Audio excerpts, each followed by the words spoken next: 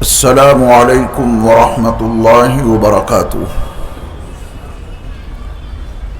بسم اللہ الرحمن الرحیم۔ الحمد للہ رب العالمین، والصلاة والسلام على سید المرسلین وعلى آلہ واصحابہ وازواجہ وذریاتہ واہل بیتہ اجمعین، اما بعد، فأعوذ باللہ من الشیطان الرجیم۔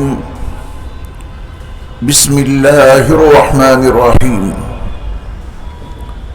وعاشروہن بالمعروف فإن کرہتموہن فعسى أن تکرہوا شیئا ویجعل اللہ فیہ خیرا کثیرا۔ حضرات علماء کرام، مشائخ اعظام، میرے دینی اور اسلامی بھائیوں، عزیز بچوں اور پردہ نشین خواتین ملت،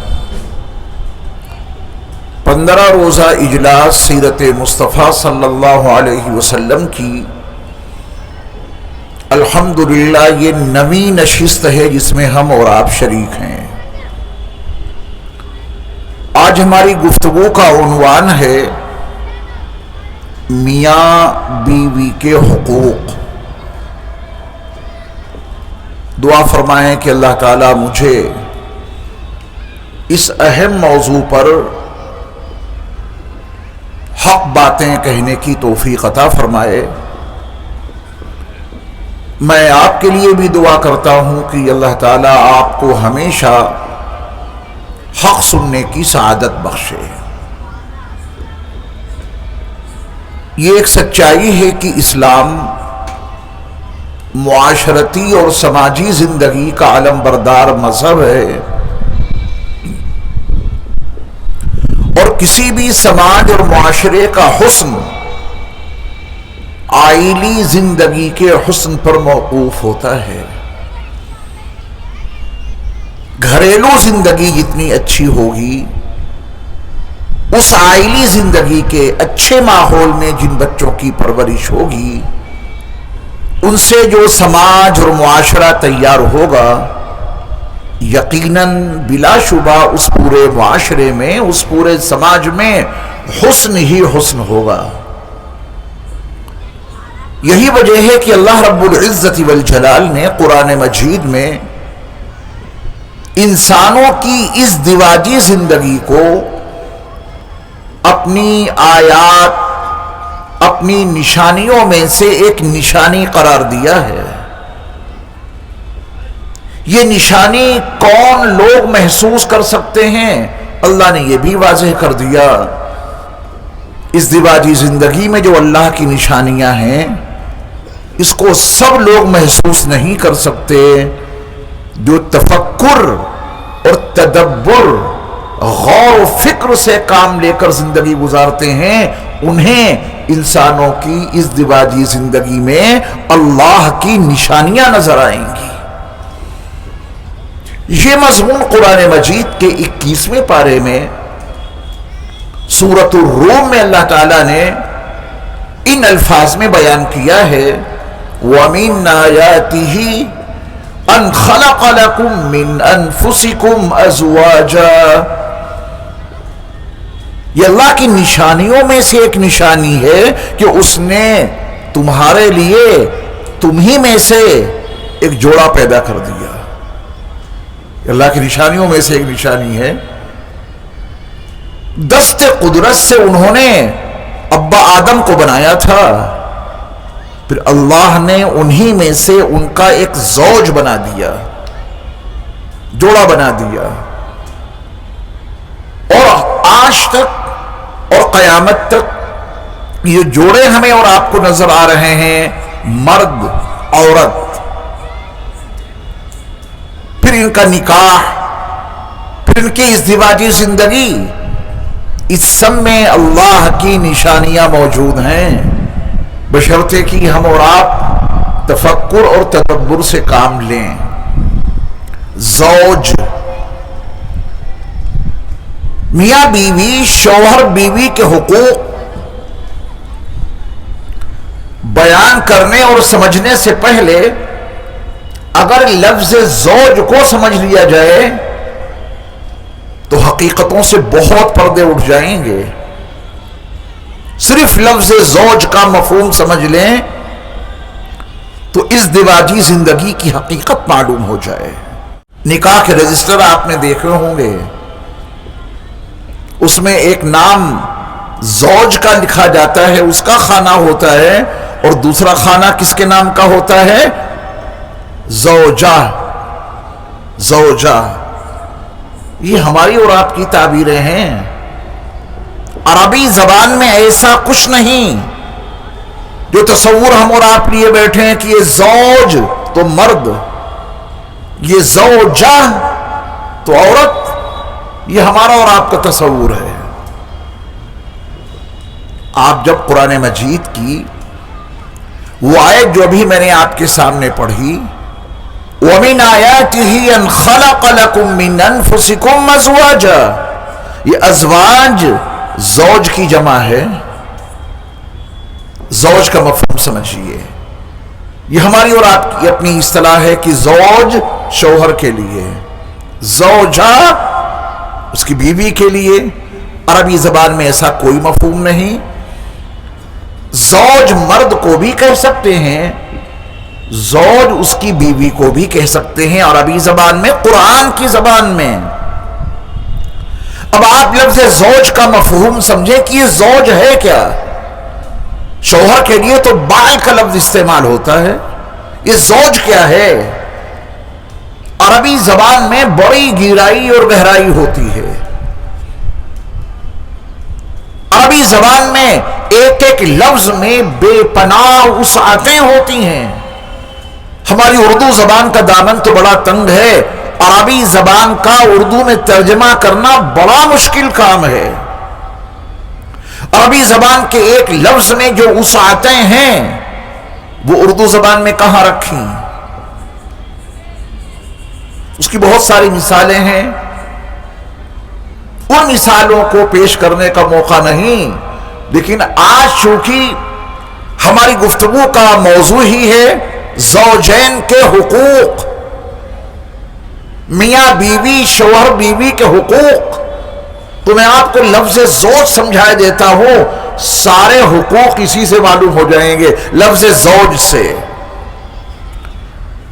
دیکھیے زوج کے مفہوم میں نہ تو شوہر شامل ہے، نہ زوج کے مفہوم میں اس کی بیوی شامل ہے. عربی زبان میں زوج کا مطلب ایک شے، ایک چیز اگر اس کے دو ٹکڑے کر دیے جائیں تو ایک ٹکڑا دوسرے ٹکڑے کا زوج کہلائے گا. یہ میاں بیوی کا تصور بعد میں سمجھیے.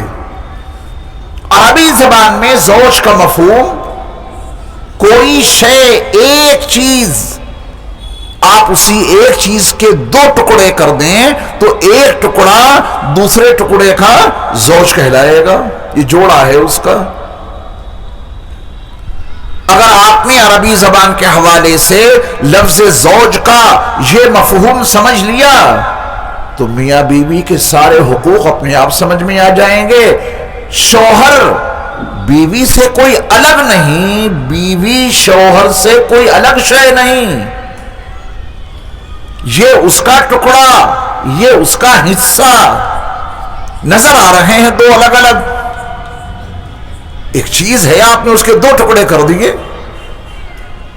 اور وہ شے ایسی ہے کہ ایک طرف سے پہلے موٹی تھی، ایک طرف سے وہی ایک شے پتلی تھی. جب آپ نے اس کے دو ٹکڑے کیے تو لکڑی تو ایک ہی ہے، تھوڑی ساخت کا فرق ہو گیا، ورنہ ہیں دونوں ایک ہی. یہ ہے زوج. جس دن یہ بات سمجھ میں آ گئی تو شریک حیات بہت اچھی لگنے لگیں گی. یہ کوئی اور نہیں، میں اور یہ دونوں الگ نہیں. میرے رب نے مجھے ان کا جز قرار دیا، میرے رب نے انہیں میرا ہی حصہ قرار دیا. ہم دونوں اصل کے اعتبار سے ایک ہیں، بس ساخت تھوڑی سی بدل دی ہمارے رب نے. دونوں انسان ہیں. جنس کے اعتبار سے آپ دیکھیں انسان ہیں دونوں. دیکھنے کے لیے دونوں کے پاس آنکھیں دو، سننے کے لیے دونوں کے پاس کان دو، بولنے کے لیے زبان، سونگنے کے لیے ناک. بس چند اعضاء ہیں جنہیں ہمارے رب نے بدل دیے، باقی تو ایک دوسرے کا حصہ ہے، ایک دوسرے کا جز ہے، ایک دوسرے کا ٹکڑا ہے. الگ سے کیا ہے؟ کچھ بھی نہیں. گھر میں کھانا سب کا ایک ساتھ پکتا ہے، شوہر بھی وہی کھانا کھاتا ہے، بیوی بھی وہی کھانا کھاتی ہے، بیٹے بھی وہی کھانا کھاتے ہیں، بیٹیاں بھی وہی کھانا کھاتی ہیں. اب یہ تو اللہ کا نظام ہے کہ وہ کھانا جب شوہر کے پیٹ میں اترتا ہے تو اس سے مردانہ چیزیں بنتی ہیں، وہی کھانا عورت کے پیٹ میں اترتا ہے تو پھر خاتون والی چیزیں اس میں بنتی ہیں. لڑکا وہی کھانا کھا رہا ہے، اس کے اعضاء اسی کھانے سے بن رہے ہیں لڑکے والے، اور اسی کھانے کو لڑکی کھا رہی ہے تو اسی کھانے سے اس کے اعضاء بن رہے ہیں. اس میں نہ شوہر کی کاریگری کا کوئی دخل ہے، نہ اس کی بیوی کی کاریگری کا کوئی دخل ہے، نہ لڑکوں کی کاریگری کا کوئی دخل ہے، نہ لڑکیوں کی کاریگری کا کوئی دخل ہے. یہ ہمارے رب کا نظام ہے.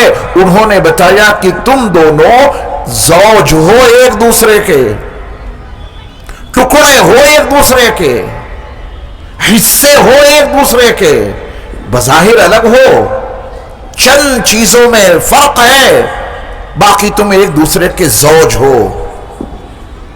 بتائیے زوج کی حقیقت سمجھ لینے کے بعد کیا بیوی کی محبت دل میں پیدا نہیں ہوگی؟ اپنا گھونسا تیار کیجئے کسی کو مارنے کے لیے. کسی کو نہ مارنا، یہ گھونسا اپنے گال پر پوری طاقت سے ماریے. پسند کریں اپنے لیے خود نہیں تو پھر یہ گھونسا بیوی کے چہرے پر کیوں پڑ گیا؟ اس وجہ سے کہ اس کو اپنا نہیں سمجھا، اپنے سے الگ سمجھا. اگر دل کے نیا خانوں میں یہ بات ہوتی کہ یہ تو ہمارا جز ہے، میں اس کا زوج، یہ میری زوج، جذبات پہ قابو پانا سیکھ جائیں گے لفظ زوج سے. آج جو حقوق کا تذکرہ کروں گا اس میں یہ ساری باتیں لفظ زوج سے کھل کے آ جائیں گی. اس ازدواجی زندگی کا سارا حسن لفظ زوج میں موجود ہے. اس حقیقت کو جان لینے کے بعد کہ ہمارے اللہ نے ایک دوسرے کو زوج قرار دے کر محبت، انس، الفت پیدا کرنے کا پورا انتظام کر دیا. بس سمجھ کی ضرورت ہے. تبھی قرآن نے کہا کہ تمہاری بیوی تمہارے لیے اللہ کی ایک آیت ہے، اور شوہر اپنی بیوی کے لیے اللہ کی ایک آیت ہے. اور اللہ کی آیتوں کو سمجھنے کے لیے تفکر اور تدبر کی صلاحیت کی ضرورت ہے. جن کے پاس تفکر اور تدبر ہے، جو چیزوں میں غور و فکر سے کام لیتے ہیں، ان کی سمجھ میں یہ بات یقیناً آ جائے گی کہ شوہر بیوی کے لیے، بیوی شوہر کے لیے اللہ کی آیتوں میں سے ایک ایک آیت ہیں، نشانیاں ہیں. یہی لکھا ہے قرآن میں. وَمِنْ آيَاتِهِ، اور اللہ کی نشانیوں میں سے یہ نشانی ہے کیا؟ ان خلق لکم من انفسکم ازواجا، کہ اس نے تمہیں میں سے تمہارے جوڑے بنا دیے. یہ اللہ کی نشانیوں میں سے نشانی ہے. ماں باپ کے چاہنے سے کچھ نہیں ہوتا. یخلق ما یشاء، جو اللہ چاہتے ہیں وہ پیدا کرتے ہیں. یہب لمن یشاء اناثا، وہ جسے چاہتے ہیں لڑکیاں ہی لڑکیاں دے دیتے ہیں۔ مائیں بہنیں ذرا توجہ سے سن لیں، جن خواتین کا، جن ماؤں کا ذہن جاہلانہ ہوتا ہے، وہ اللہ کے اس فیصلے پر راضی ہونے کے بجائے اپنے بیٹے کو آمادہ کرتی ہیں کہ اس منحوس بیوی کو طلاق دے، بچیاں ہی بچیاں جن رہی ہے، دوسری شادی کر کے لائیں گے۔ یہ قرآن کی آیت بھول بیٹھے۔ آپ کو کیا پتا، ہمیں کیا پتا، جو اللہ لڑکیاں ہی لڑکیاں دے رہا ہے، ان کے جوڑے اس نے کہاں بنائے ہیں، ماں باپ کو کیا پتا۔ اللہ کے اس فیصلے پر راضی رہنا چاہیے، جو وہ چاہتے ہیں وہ پیدا کرتے ہیں، خالق وہ ہیں، اعضا بنانے والے وہ ہیں۔ یَهَبُ لِمَن یَشَاءُ إِنَاثًا، وہ جسے چاہتے ہیں لڑکیاں ہی لڑکیاں عطا کرتے ہیں۔ وَيَهَبُ لِمَن يَشَاءُ الذُّكُورَ، اور جسے چاہتے ہیں وہ لڑکے ہی لڑکے عطا کرتے ہیں۔ ایسے گھرانے آپ نے دیکھے ہوں گے، ٹوٹل لڑکیاں پیدا ہوئیں، اللہ کا نظام ہے، سارے لڑکے ہی لڑکے پیدا ہوئے۔ لڑکی کی تمنا تو ہے لیکن لڑکی اللہ نہیں دے رہے ہیں۔ او یزوجہم ذکرانا و اناثا، اور جس کے ہاں وہ چاہتے ہیں لڑکے بھی اور لڑکی بھی، لڑکے لڑکی دونوں انہیں عطا کر دیتے ہیں۔ وَيَجْعَلُ مَن يَشَاءُ عَقِيمًا، اور جسے چاہتے ہیں وہ بانجھ بنا دیتے ہیں، نہ اس کے ہاں کوئی لڑکا پیدا ہوگا نہ اس کے ہاں کوئی لڑکی پیدا ہوگی۔ اب یہ ذمہ داری اللہ نے لے لی، کسی کے ہاں لڑکے پیدا ہوں، کسی کے ہاں لڑکیاں ہی لڑکیاں پیدا ہوں، کسی کے ہاں دونوں پیدا ہوں، لڑکے بھی اور لڑکیاں بھی، اللہ نے یہ ذمہ داری دی ہے کہ یہ کام میں کرتا ہوں، اس میں ماں باپ کا کوئی دخل نہیں، ان کی چاہت، ان کی خواہشات کا اس میں کوئی دخل نہیں، وہ ہوگا جو ہمارا اور آپ کا رب چاہے گا۔ قرآن مجید کی اس آیت نے ہمیں اور آپ کو یہ شعور عطا کر دیا کہ اللہ کے ان فیصلوں میں دخل اندازی نہ کرو، اللہ کے ان فیصلوں میں اس کی آیتیں تلاش کرو، اس کی نشانیاں تلاش کرو۔ وَمِنْ آيَاتِهِ أَنْ خَلَقَ لَكُم مِّنْ أَنفُسِكُمْ أَزْوَاجًا، اللہ کی نشانیوں میں سے ایک نشانی یہ بھی تو ہے کہ اس نے تمہارے لیے جوڑے بنائے۔ لڑکا کہاں پیدا ہوا، لڑکی کہاں پیدا ہوئی، پھر ان کی آپس میں ازدواجی زندگی کب کیسے کہاں گزرے گی، یہ ماں باپ کو بھی نہیں معلوم ہوتا۔ یہ جوڑے اللہ نے بنائے ہیں اور یہ اللہ کی نشانیوں میں سے ایک نشانی ہے۔ اللہ نے یہ نشانی کیوں برپا کی، اللہ نے یہ جوڑے کیوں بنائے، اللہ نے انسانوں کی ازدواجی زندگی کو اپنی نشانیوں میں سے ایک نشانی کیوں قرار دیا؟ جواب دنیا کے کسی انسان کے پاس نہیں تھا، میرے رب نے اس کا جواب عین فطرت کے مطابق دیا۔ لِتَسْكُنُوا إِلَيْهَا، یہ جوڑے میں نے اس لیے بنائے ہیں تاکہ تم سکون بھری زندگی گزارو۔ اللہ، اگر کوئی انسان یہ سوچتا ہے کہ شادی کا مطلب صرف جنسی خواہش کی تکمیل، پاگل پن ہے۔ یہ تو جانور اور بہتر طریقے سے جانتے ہیں اس حقیقت کو۔ صرف نفسانی خواہش کی تکمیل، صرف جنسی خواہش کی تکمیل، صرف لذت، یہ سارے کام تو جانور بھی کرتے ہیں مگر وہاں سکون نہیں۔ جانوروں کو کیا معلوم سکون کسے کہتے ہیں؟ چند مہینے جانوروں کو اپنی اولاد سے تعارف رہتا ہے، جیسے ہی ان کے بچے بڑے ہوتے ہیں انہیں کیا پتا کہ ان کی ماں کون اور ان کا باپ کون۔ تمام جانوروں کی زندگی ایسے گزرتی ہے۔ بہت چھوٹے چھوٹے بچے ہوتے ہیں تو ان کے ماں باپ تھوڑی فکر رکھتے ہیں، جب پرندہ پرواز کرنے لگتا ہے تو کیا اسی گھونسلے میں جا کے بیٹھتا ہے جہاں اس کی ماں نے اس کے انڈوں کو سیا تھا؟ پرواز کرنے لگے، ان کی اپنی زندگی بن گئی. ماں کس حال میں ہے، ان کا باپ کس حال میں ہے، ان جانوروں کو اس سے کیا لینا دینا. اللہ کی نشانیوں میں سے انسانوں کی ازدواجی زندگی ایک نشانی ہے، اور اللہ نے جوڑے بنائے اس لیے ہیں لِتَسْكُنُوا إِلَيْهَا، تاکہ تم سکون بھری زندگی گزارو. یہ ازدواجی زندگی کا مقصد. میاں بیوی کی آپسی زندگی اللہ کی نشانیوں میں سے ایک نشانی، اور اس ازدواجی زندگی کا مقصد اللہ نے کیا بیان کیا؟ لِتَسْكُنُوا إِلَيْهَا، تاکہ تمہیں سکون بھری زندگی حاصل ہو. میں سمجھتا ہوں کہ اگر یہی ایک آیت سمجھ لی جائے تو سارے حقوق کا خلاصہ اسی آیت میں موجود ہے. لیکن میں تفصیلاً بیان کروں گا. پہلے اللہ کا فرمان تو دیکھیں کہ اللہ تعالیٰ نے ہماری اور آپ کی اس ازدواجی زندگی کے لیے قرآن مجید میں کیسے کیسے بیانات دیے ہیں، کن کن حقائق سے اللہ نے اپنے بندوں کو روشناس کرایا ہے. وَجَعَلَ بَيْنَكُمْ مَوَدَّةً وَرَحْمَةً،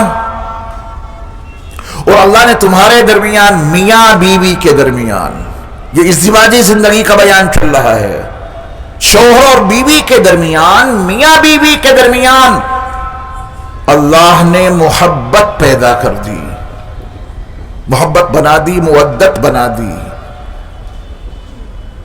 صحیح معنوں میں جو ازدواجی زندگی اسلامی آداب و احکام کے تناظر میں گزارتے ہیں، رب کعبہ کی قسم ان کی ازدواجی زندگی میں محبتیں ہی محبتیں ہوتی ہیں.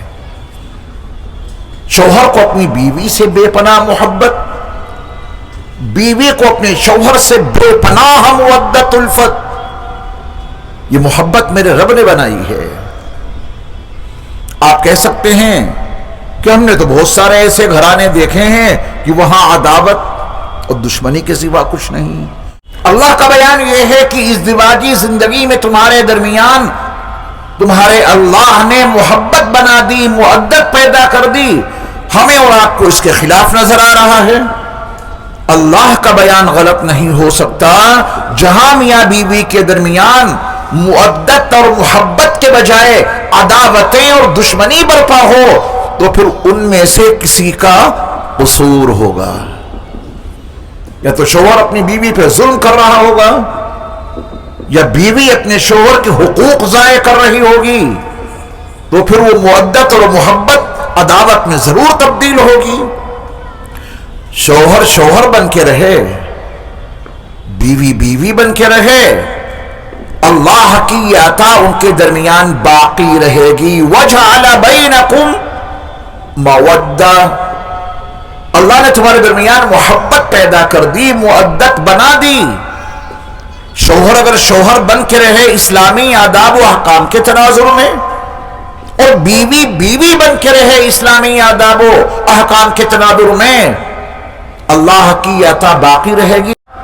غلط حرکتوں کی وجہ سے نعمتیں چھن جاتی ہیں. اگر شوہر غلط حرکت کرے گا، اپنی ازدواجی زندگی میں اس کی بیوی غلط کام کرے گی، تو پھر اللہ کی رحمت چھن جائے گی. یہ اللہ کی نعمت جو محبت والی ہے یہ چھن جائے گی، پھر عداوتیں برپا ہو جائیں گی.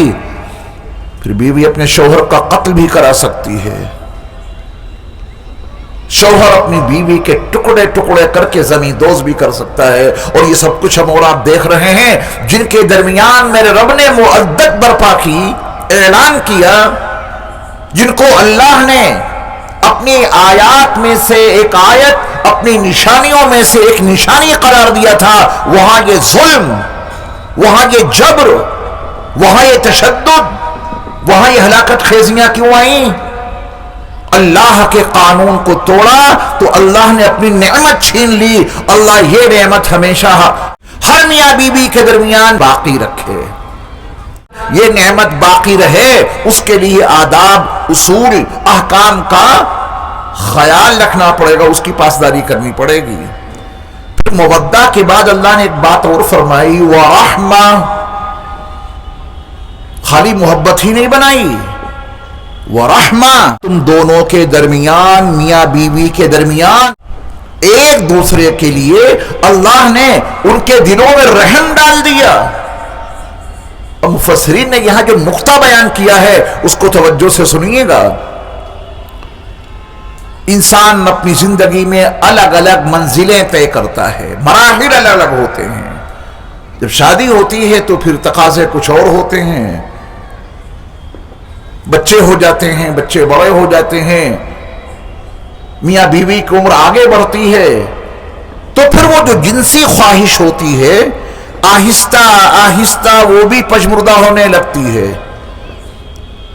جوانی کے عالم میں اور اس کے بعد ایک حد تک انسان کو اپنی جنسی خواہش کی تکمیل کے لیے بیوی چاہیے اور اس خاتون کو ایک شوہر چاہیے جنسی خواہش کی تکمیل کے لیے۔ لیکن جب یہ جنسی خواہش ہی باقی نہ رہے تو پھر ایک کو دوسرے کی ضرورت کیا رہی؟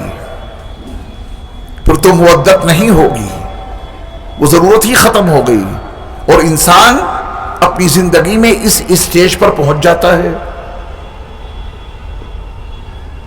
شوہر کو بیوی کی جنسی خواہش کی تکمیل کی ضرورت نہیں، کیونکہ وہ خواہش ہی باقی نہیں۔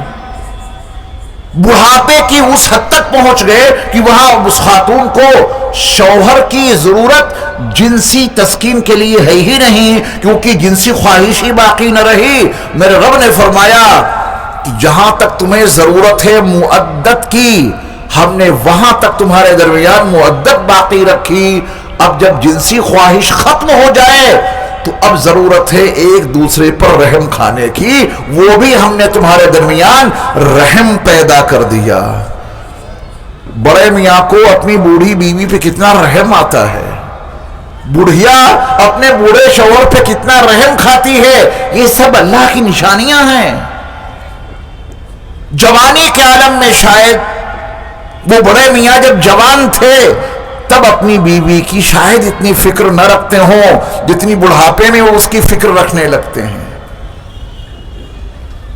وہ بوڑھی خاتون جوانی کے عالم میں شاید اپنے شوہر کی اتنی فکر نہ رکھتی ہوں جتنی فکر ان کو بڑھاپے میں ہو جاتی ہے۔ یہ کیا ہے؟ جنسی خواہش ہی نہیں رہی۔ میرے رب نے فرمایا کہ ہم نے تمہارے درمیان مودت اور محبت ہی نہیں بلکہ رحمت کا ایک جذبہ پیدا کر دیا ہے، تمہارے درمیان رحم ڈال دیا ہے۔ اور دیکھیے رحم، توجہ سے سنیے گا، رحم ضرورت سے اوپر، رحم ضرورت سے اوپر اٹھ کے کیا جاتا ہے۔ جس پہ بھی آپ رحم کریں آپ کی ضرورت اس سے وابستہ ہو، یہ کہاں ضروری ہے؟ آپ جا رہے تھے، سڑک کے کنارے ایک اجنبی انسان جسے آپ بالکل نہیں جانتے وہ تڑپ رہا ہے، بلک رہا ہے، سسک رہا ہے، نہ اس سے آپ کا کوئی رشتہ، نہ کوئی جان پہچان، نہ اس سے فائدہ اٹھانے کا کوئی احساس، بس آپ کو رحم آ گیا تو اس کو اٹھا کے ہاسپٹل پہنچا دیتے ہیں۔ یہ ہے رحم۔ وہ جنسی خواہش تو ختم ہو گئی، اللہ نے کہا کہ رحم آئے گا تمہیں ایک دوسرے پر، ضرورت کوئی نہیں۔ ان کی محبتوں کے ساتھ اب ان کو ایک دوسرے پر رحم آنے لگا۔ اگر یہ رحم نہ ہو تو گھرانہ بکھر جائے، بڑے میاں بوڑھی بیوی کو چھوڑ کے پتہ نہیں کہاں چلے جائیں۔ اگر یہ رحم کا وصف میرے رب نے نہ رکھا ہوتا تو وہ بڑھیا اپنے شوہر کو چھوڑ کے پتہ نہیں کہاں چلی جاتی۔ جیسے جیسے عمر آگے بڑھتی ہے ایک دوسرے پہ رحم آنے لگتا ہے، ضرورتیں تو ختم ہو گئیں، رحم ضرورتوں سے اوپر اٹھ کر ہوتا ہے۔ میرے رب نے مودت بھی پیدا کی میاں بیوی کے درمیان، میرے رب نے رحم بھی پیدا کیا میاں بیوی کے درمیان۔ باتیں سمجھ میں آ رہی ہیں؟ یہ باتیں سب کی سمجھ میں نہیں آئیں گی، یہ میں نہیں کہہ رہا، میرے رب نے یہ بات کہی کہ یہ حقیقت سب نہیں سمجھ سکتے۔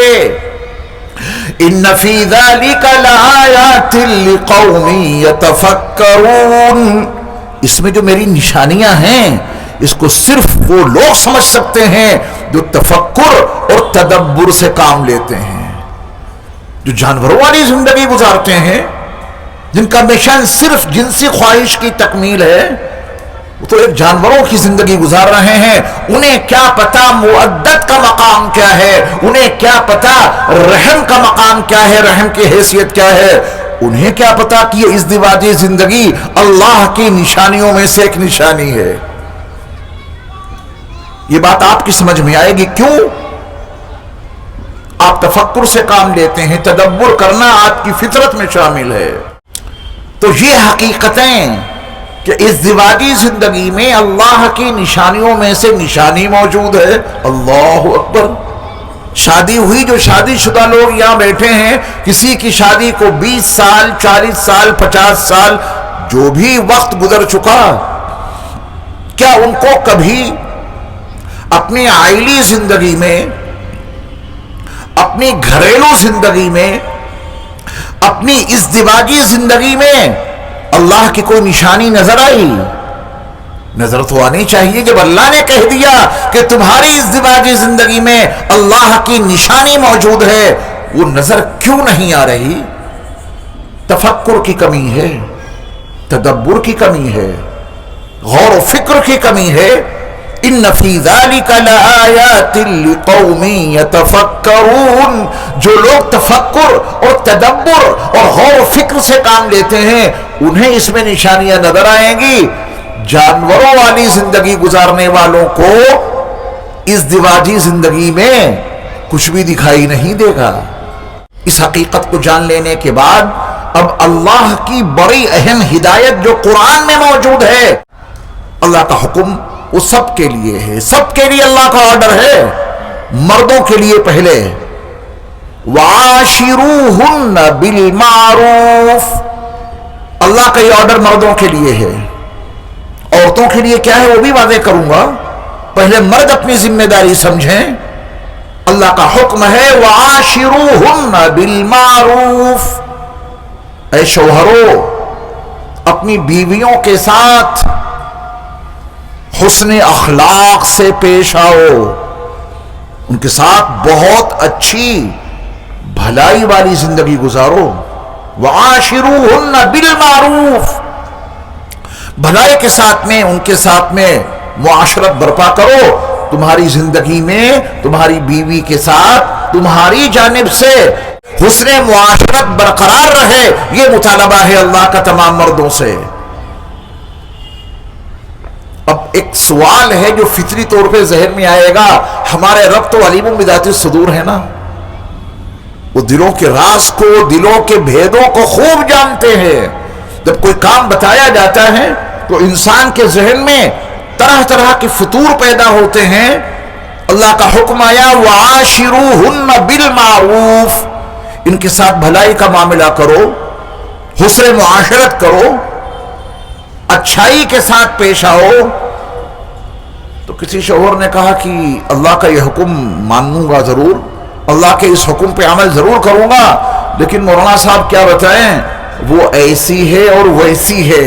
یعنی یہاں سے وہ اپنی بیوی کے کچھ عیب بیان کرنا شروع کر دیتے ہیں، خامیاں بیان کرنا شروع کر دیتے ہیں، کچھ اس کی وہ حرکتیں سامنے لے آتے ہیں جو شوہر میاں کو ناپسند ہیں. تصور یہ بنا کہ جب اس کی یہ حرکت مجھے ناپسند ہے تو میں اس کے ساتھ میں حسن سلوک کیوں کروں؟ اس کی بدتمیزی، اس کی بے ادبی اس حد تک پہنچی ہوئی ہے، میں اس کے ساتھ میں حسن سلوک کیسے کروں؟ وعاشروہن بالمعروف کو عملی جامہ میں کیسے پہناؤں؟ ایسا ہو سکتا تھا اور ہوتا ہے. تو میرے رب نے اس کے فوراً بعد اس اشکال کا جواب دے دیا. اس کو پوری توجہ سے سننا کہ وعاشروہن بالمعروف کا آرڈر اللہ نے دیا. ان کے ساتھ میں حسن معاشرت کرنے میں ان کی کوئی ایسی حرکت سامنے آ گئی جو ناپسند ہے شوہر میاں کو، اس غلط حرکت کی ناپسندیدگی کی بنیاد پر اب وہ شوہر اپنی بیوی کے ساتھ حسن معاشرت کیسے کرے؟ اللہ کا جواب سنو اس یقین کے ساتھ کہ میرے رب کا جو فرمان ہے اسی میں ہماری بھلائی پوشیدہ ہے۔ اللہ نے اس کے فوراً بات کہا فَإِن كَرِهْتُمُوهُنَّ، اگر تم کو تمہاری بیویاں ناپسند ہیں، یعنی ان کی کوئی حرکت، ان کا کوئی غلط کام ایسا ہے جو تمہیں ناپسند ہے، ادھر آرڈر ہے وَعَاشِرُوهُنَّ بِالْمَعْرُوفِ، ان کے ساتھ میں بھلائی کا معاملہ کرو، ان کے ساتھ میں حسن معاشرت کو برپا کرو، تو فوراً ذہن میں بات آئی کہ میں کیسے اس کے ساتھ میں حسن معاشرت کروں، یہ تو مجھے اس وجہ سے ناپسند ہے، یہ مجھے اس وجہ سے ناپسند ہے۔ اللہ نے فوراً کہا فَإِن كَرِهْتُمُوهُنَّ، اگر کسی حرکت کی وجہ سے تم ان کو ناپسند کرتے ہو تو سنو اللہ کا فیصلہ، فَعَسَىٰ أَن تَكْرَهُوا شَيْئًا، یہ بہت ممکن ہے کہ تم کسی چیز کو ناپسند کرتے ہو، اللہ اسی میں تمہارے لیے خیر کثیر بنا دے، بھلائی بھلائی بنا دے۔ کیا یہ ممکن نہیں؟ بالکل ممکن ہے۔ جو چیز تمہیں ناپسند ہے اللہ اس میں بھلائیاں ہی بھلائیاں، بہت زیادہ بھلائیاں پیدا کر دے۔ اللہ کے اس فیصلے کو دل سے تسلیم کر لو کہ اگر تمہیں کوئی چیز ناپسند ہے فَعَسَىٰ أَن تَكْرَهُوا شَيْئًا، یہ بہت ممکن ہے کہ تمہیں کوئی چیز بہت ناپسند ہے، وَيَجْعَلَ اللَّهُ فِيهِ خَيْرًا كَثِيرًا، اور تمہاری اسی ناپسند میں اللہ اسی ناپسند چیز میں خیر کثیر، بہت زیادہ بھلائی پیدا کر دے۔ کیا یہ ممکن نہیں؟ بالکل ممکن ہے۔ واقعات شاہد ہیں، شوہر میاں کو اپنی بیوی کی کوئی غلطی جس کی بنیاد پہ اس کو بہت ناپسند کرتے تھے لیکن اس کے ساتھ میں اچھا برتاؤ کرتے رہے، کیونکہ اللہ کا آرڈر ہے وَعَاشِرُوهُنَّ بِالْمَعْرُوفِ، وہ ان کے ساتھ میں حسن معاشرت کرتے رہے۔ ایک وقت وہ آیا کہ وہ بیوی ان کے لیے اللہ کی ایک عظیم نعمت ثابت ہوئی، جسے کسی وقت کسی حرکت کی وجہ سے ناپسند کر رہے تھے، اللہ کا حکم پورا کرتے رہے۔ ٹھیک ہے ہمیں ناپسند ہے لیکن پھر بھی ہمارے اللہ کا ہمارے لیے حکم ہے کہ اس کے ساتھ میں حسن معاشرت برپا کرو۔ میں اپنا کام کرتا رہا، اللہ نے پھر اسی بیوی کو اس کے لیے ایک نعمت عظمی بنا دیا۔ اتنی بھلائیاں، اتنی خیر کثیر اس بیوی سے وجود میں آئی جس کا کوئی تصور نہیں کر سکتا۔ یہ نفسیاتی چیز بھی ہے۔ غور کریں کہ اگر کسی بیوی کے اندر کوئی ایک آدھی چیزیں ایسی ہیں جو شوہر میاں کو ناپسند ہیں تو پھر لائیے اس دھرتی سے ایسی خاتون کہ فیوچر میں، مستقبل میں اس کی تمام باتیں آپ کو پسند ہی رہیں۔ ہے کوئی گارنٹی؟ واقعات بتاتے ہیں کہ معمولی سی ناپسند کے نتیجے میں جو شوہر اپنی بیوی پر ظلم کرتے ہوئے اسے طلاق دے دیتا ہے، اس کے بعد جب وہ دوسری لاتے ہیں شادی کر کے دوسری بیوی، وہ ان سے زیادہ خطرناک ثابت ہوتی ہے۔ تب کہتے ہیں کہ اس سے اچھی تو پہلے ہی والی تھی۔ اللہ کے اس فیصلے پر راضی ہو جاؤ۔ فَإِن كَرِهْتُمُوهُنَّ، اگر تمہیں وہ ناپسند ہیں صبر کرو۔ یہ بہت ممکن ہے کہ تم کسی چیز کو ناپسند کر رہے ہو لیکن اللہ کے حکموں کے مطابق استقامت کے ساتھ جمے رہے اور بیوی کا حق ادا کرتے رہے تو اللہ اسی ناپسند میں تمہارے لیے خیر کثیر پیدا کر دیں گے۔ اللہ یہ شعور ہمیں اور آپ کو عطا فرمائے۔ وَعَاشِرُوهُنَّ بِالْمَعْرُوفِ، یہ چوتھے پارے میں ہے سورۃ النساء میں، اور اسی مقام پہ ٹھہر کر آپ تمام لوگوں سے حقیقت پر مبنی ایک گزارش کر دوں کہ سکون بھری ازدواجی زندگی گزارنے کے لیے، اطمینان والی ازدواجی زندگی گزارنے کے لیے، جھگڑوں اور فسادات سے محفوظ ازدواجی زندگی گزارنے کے لیے، رحمتوں برکتوں والی ازدواجی زندگی گزارنے کے لیے قرآن مجید کی 2 سورتیں پڑھنا، سمجھنا، عمل کرنا مردوں کے لیے بھی ضروری ہے، عورتوں کے لیے بھی ضروری ہے۔ قرآن مجید میں 114 سورتیں ہیں، 2 سورتیں تو پڑھنی ہی پڑیں گی۔ ایک سورۃ النساء، اس کا ترجمہ ہی ہے عورتوں والی سورت۔ اب عورت لے آئے اور عورت والی سورت نہیں پڑھی تو گڑبڑیاں تو ہوں گی۔ اللہ تعالیٰ نے مکمل ایک سورت عورتوں والی نازل کر دی، عورتوں کے نام پہ ہی اس کا نام رکھ دیا، سورۃ النساء، لیڈیز، خواتین، عورتیں، جن کے نام پہ قرآن مجید میں مکمل ایک سورت موجود ہے۔ اگر اسے نہ پڑھا جائے تو پھر عورتیں لا کر ان کے حقوق ادا نہیں کر سکتے۔ یہ بھی کوئی بات ہوئی کہ عورت لا رہے ہیں اپنے نکاح میں، عورت جا رہی ہے کسی کے نکاح میں، اور اللہ نے جو عورتوں والی سورت قرآن میں نازل کی ہے اسے ہی نہیں پڑھا، پھر تو جو حادثہ پیش آ جائے وہ کم ہے۔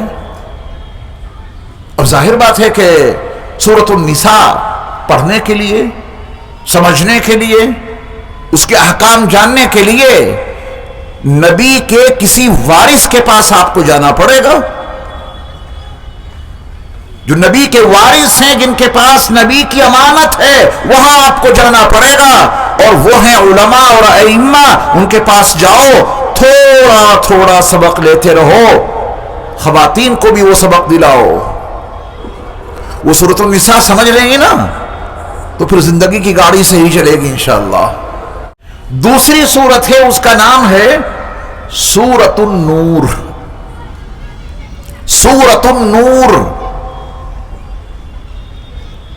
عورتیں لے آئے، عورتوں والی سورت پڑھ لی، اب گاڑی کو آگے لے کے جا رہا ہے، روشنی ہے نہیں، اندھیرے میں گاڑی کیسے چلے گی؟ تو ایک سورت ہے، اس کا نام ہے روشنی والی سورت۔ کیا نام ہے اس کا؟ روشنی والی سورت۔ وہ سورت بھی ازدواجی زندگی کو سکون والی زندگی بنانے کے لیے سورۃ النور کا بھی مطالعہ کرنا پڑے گا۔ اس کی ہدایات موجود ہے کہ سورت کو پڑھو، اور ظاہر بات ہے کہ وہ سورت بھی کسی نبی کے وارث کے پاس جا کے یہ آپ پڑھ سکتے ہیں، سمجھ سکتے ہیں۔ اللہ تعالیٰ یہ ہمارا رشتہ مضبوط کر دے۔ آج کے دور میں جو فتنے ہیں بہت سارے، ان میں سے ایک بڑا فتنہ آج کے دور میں یہ پیدا ہو گیا کہ امت کو علماء سے اور ائمہ سے منظم انداز میں کاٹا جا رہا ہے۔ بھئی ایک آدمی سیدھا سادہ ہے، وہ اماموں سے تعلق نہیں رکھتا، اسے آپ سمجھاؤ گے اس کی سمجھ میں بات آ جائے گی، لیکن جن کو ایک مکمل سازش کے تحت اماموں سے دور کیا جا رہا ہے، تو پھر وہ بیچارے دین پوری زندگی سیکھ نہیں پاتے، پوری زندگی ان کی ایسے گزر جاتی ہے۔ میری آپ سے گزارش ہے کہ آپ جس حلقے میں جہاں رہتے ہیں، وہاں جو مسجد ہے، آپ وہاں کے امام کو اپنا دینی رہبر، دینی رہنما یقین کریں، نبی کا وارث ان کو تسلیم کریں، یقین بنائیں کہ بلا شبہ ان کے پاس نبی کی وراثت اور نبی کی امانت موجود ہے۔ ہماری زندگی کے مسئلے یہی سے حل ہوں گے، انہی سے ہم دین حاصل کر سکتے ہیں۔ یہ ذہن بن جائے گا، امت میں صالح انقلاب برپا ہو جائے گا۔ ازدواجی زندگی میں حسن پیدا کرنے کے لیے، آئلی زندگی کو بحسن و خوبی گزارنے کے لیے کم از کم کتنی صورتوں کو پڑھنا سمجھنا لازم ہے؟ 2 صورتیں۔ ایک وہ صورت جو عورتوں کے لیے ہی ہے، سورۃ النساء، ذمہ داریاں دونوں کو بتائی گئی ہیں، نام ان کا، ذمہ داریاں آپ کی بھی اس میں مذکور ہیں سورۃ النساء میں، دونوں مل کے پڑھیں۔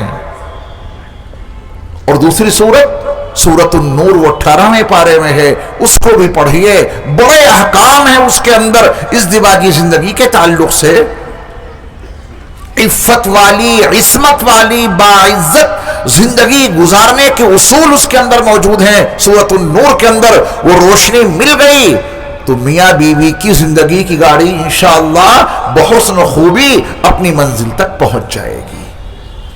اب آئیے قرآن مجید کی ایک آیت کا سہارا لیتے ہوئے ایک مضمون آپ کو سمجھاؤں،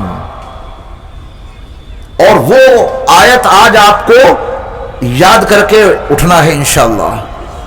میں آیت کے الفاظ بھی آپ کو یاد کراؤں گا، اس کے معنی، اس کا مفہوم بھی آپ کو بتاؤں گا نہایت آسان زبان میں. ہماری مائیں اور بہنیں پوری توجہ سے سنیں، بڑا اہم سبق ہے آج کا. رمضان کی راتوں میں میاں بیوی کے ازدواجی تعلقات کی کیا حیثیت ہے، کیا حکم ہے، یہ عنوان ہے اس آیت کا. لیکن ایک آیت میں کتنے مضامین ہوتے ہیں، کتنے مفاہیم ہوتے ہیں، کتنے حقائق ہوتے ہیں، کتنی وسعتیں ہوتی ہیں. میں نے عرض کیا کہ قیامت کی صبح تک ایک آیت کی تفسیر مکمل نہیں ہو سکتی. قرآن مجید کے عجائب کبھی ختم نہیں ہوں گے. جیسا دور آئے گا یہ قرآن مجید اس دور کے لحاظ سے عجوبہ بن کے سامنے موجود ہوگا. تو آیت کا جو اصل سیاق اور سباق ہے وہ میں نے آپ کو بتا دیا. رمضان کی راتوں میں میاں بیوی کے ازدواجی تعلقات کے بارے میں وہ آیت نازل ہوئی. اس کا ایک ٹکڑا میاں بیوی کے حقوق، ازدواجی زندگی کی ذمہ داریاں، ہمیں اس نے حصے سے آج کے درس میں نہ صرف یہ کہ سننا ہے بلکہ یاد بھی کرنا ہے. پہلے میں آپ کو آیت کے وہ دونوں جملے پڑھا دوں، یاد کرا دوں. کہیے ہن ہن ہن. آپ کی تو آواز ہی نہیں آ رہی ہے. دیکھیے کسی بھی چیز کو یاد کرنے کے لیے زبان چلے، ہونٹ ہلیں، آواز نکلے تبھی تو کچھ یاد ہوگا. سننے سے وہ الفاظ زبان پہ جاری نہیں ہو سکتے جب تک آپ اس کو بولیں گے نہیں. کہیے ہن لباس لکم، ہن لباس لکم. اب اس کو ملا دیجئے، ہن لباس لکم، ایک جملہ ہو گیا. وَأَنْتُمْ لباس لہن، وَأَنْتُمْ لباس لہن. ہن لباس لکم وَأَنْتُمْ لباس لہن. یہ دو جملے اس آیت کے آپ نے سنے، یاد کیے، پڑھ لیے. اب آپ اس مضمون کو سمجھیں بہت آسان زبان میں. اس کا ترجمہ یہ ہے کہ یہ تمہاری بیویاں تمہارا لباس ہیں. ہن لباس لکم، یہ ترجمہ بھی یاد کر لیجئے. مائیں بہنیں بھی سن رہی ہیں وہ بھی بولیں اور یاد کریں. ہن لباس لکم، یہ جو تمہاری بیویاں ہیں یہ تمہارا لباس ہیں، لباس. وَأَنْتُمْ لِبَاسٌ لَهُنَّ، اور اے شوہرو تم اپنی بیویوں کا لباس ہو. ترجمہ آسان ہے یا مشکل؟ بہت آسان. ہن لباس لکم، یہ تمہاری بیویاں تمہارا لباس ہیں. وَأَنْتُمْ لِبَاسٌ لَهُنَّ، اور اے شوہرو تم اپنی بیویوں کا لباس ہو. لباس تو جانتے ہی ہیں نا، عربی زبان کا یہ لفظ ہماری اردو زبان میں مستعمل ہے. لباس، اس کے بہت سارے فائدے ہیں، لیکن آج کے درس میں 4 فائدوں کا تذکرہ کر کے ازدواجی زندگی کا حسن سمجھانا ہے. لباس کے کتنے فائدوں کا تذکرہ کروں گا؟ صرف 4 فائدوں کا. ہر فائدے سے آپ کو ازدواجی زندگی کا حسن نظر آئے گا. دیکھیے لباس کا ایک بڑا فائدہ یہ ہے کہ یہ لباس پہننے والے کے عیبوں کو چھپا لیتا ہے.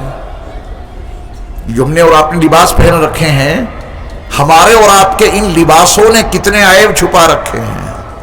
لباس کا کام ہی ہے عیب چھپانا. اگر آپ نے لباس کا یہ فائدہ اپنے ذہن میں مستحضر کر لیا کہ ہاں لباس کا کام ہے عیبوں کو چھپانا، اور اللہ نے یہ کہا کہ یہ تمہاری بیویاں تمہارا لباس ہیں، تو پھر ہر بیوی کی ذمہ داری بن جاتی ہے کہ وہ اپنے شوہر کا کوئی عیب کہیں ظاہر نہ ہونے دے. یہ اس کی ذمہ داری میں آ گیا. وہ بیوی اپنے شوہر کے عیبوں کو چھپائے، کیونکہ اس کے رب نے اسے اس کے شوہر کا لباس قرار دیا ہے، اور لباس کا کام ہے عیبوں کو چھپانا۔ اگر وہ بیوی اپنے شوہر کے عیبوں کو چھپاتی رہی تو وہ اس کا بلا شبہ لباس ہے۔ لیکن اگر اس بیوی نے اپنے شوہر کا کوئی عیب کسی سے شیئر کر لیا، کسی کو بتا دیا، اس شوہر کو معلوم بھی ہوگا آج نہیں تو کل، یہ تو میرے اور میری بیوی کے درمیان کا ایک راز تھا، اسے کیسے معلوم ہو گیا؟ یقیناً میری بیوی نے بتایا ہوگا اس کو۔ اب آپ مجھے بتائیں کہ وہ لباس برقرار ہے یا پھٹ گیا؟ اب تو پھٹ گیا۔ لباس کا کام تھا عیبوں کو چھپائے، بیوی کو اللہ نے اس کے شوہر کا لباس قرار دیا۔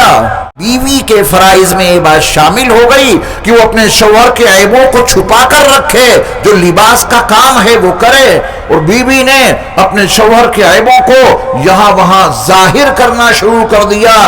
لباس لباس نہ رہا بلکہ پھٹ گیا۔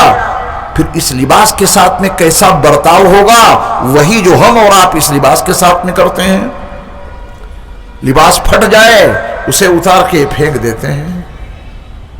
اب اس سے کیا فائدہ جب عیب ہی نہیں چھپ رہے؟ جس مقصد کے لیے اس کو پہنا تھا وہ عیب ڈھک نہیں رہے، چھپ نہیں رہے، اس کو اتار کے پھینکو۔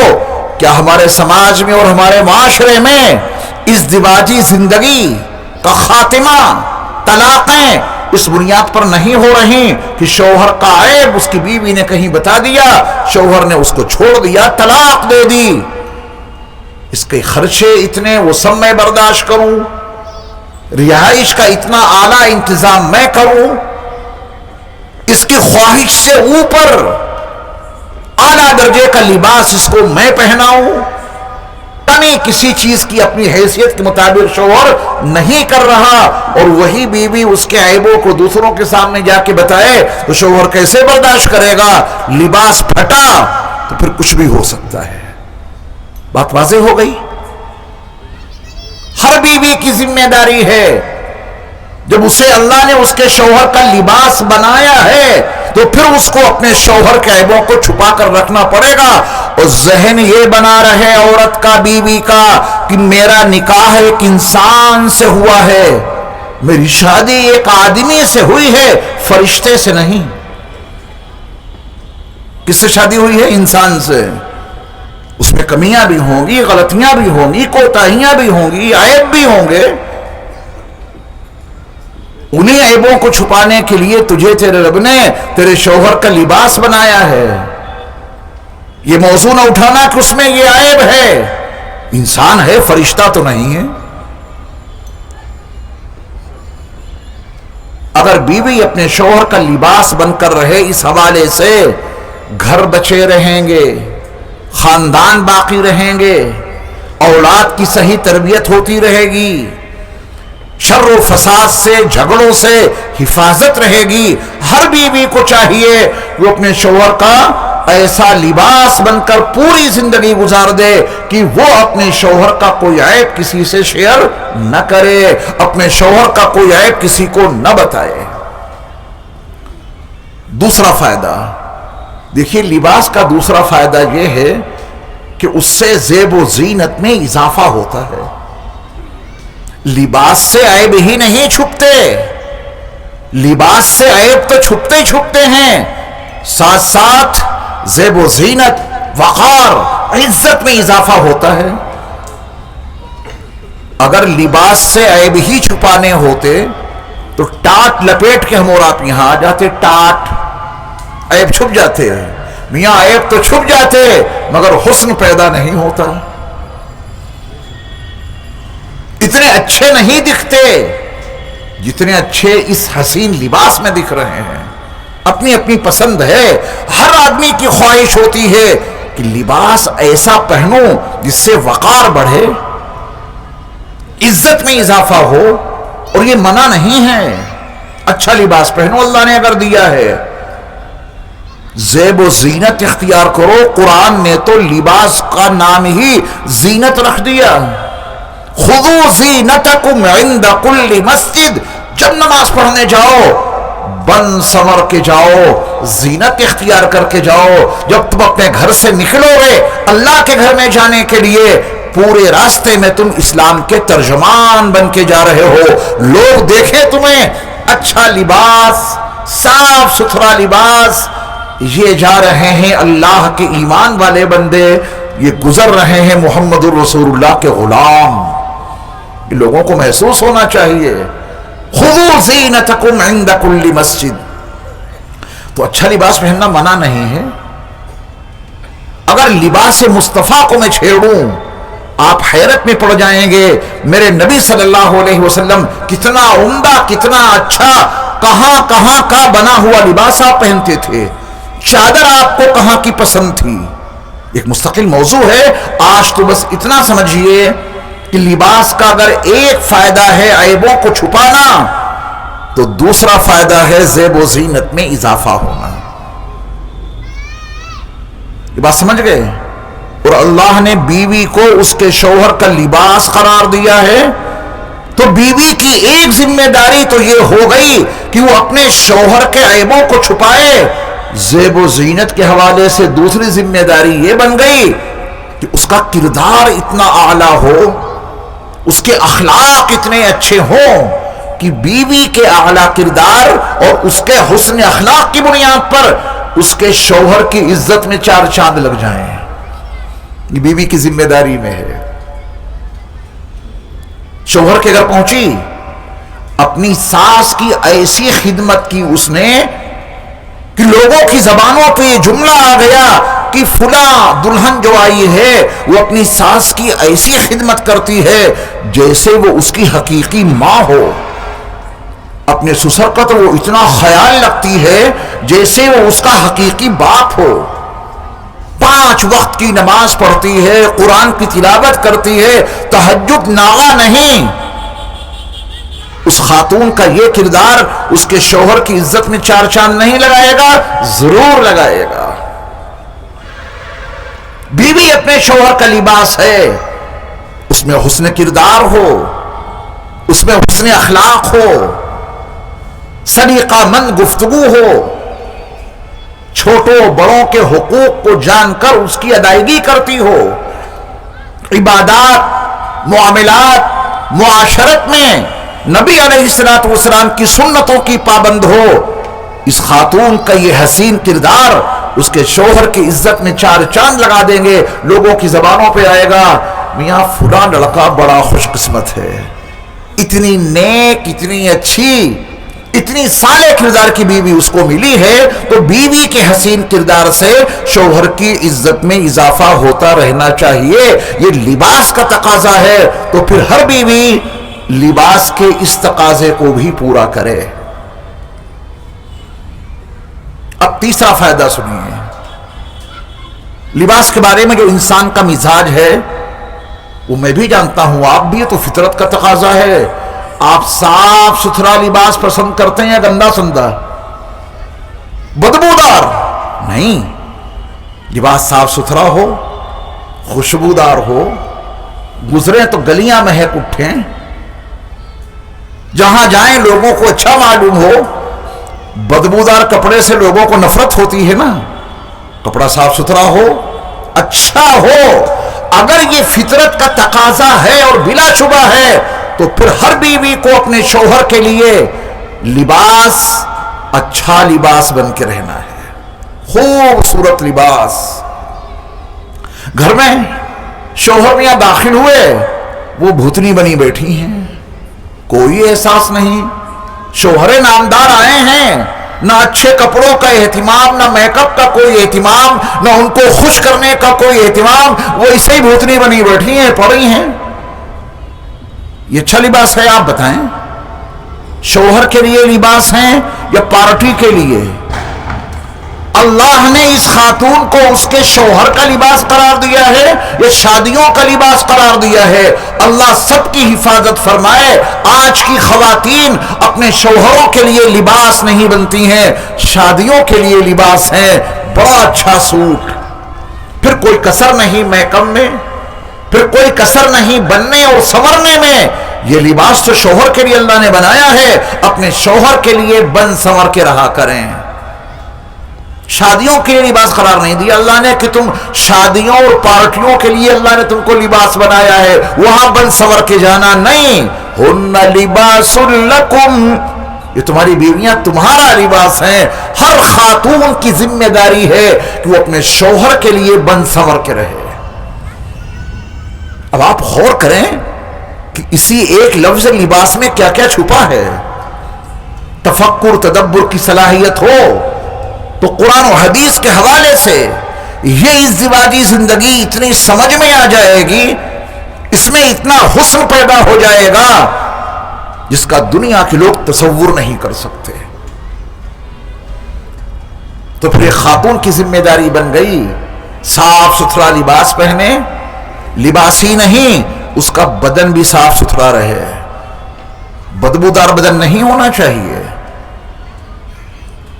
شوہروں کو نفرت ہو جاتی ہے بدبودار بدن سے، پھر دوریاں پیدا ہو جاتی ہیں، پھر وہ دوریاں طلاق کی شکل میں ظاہر ہو جاتی ہیں.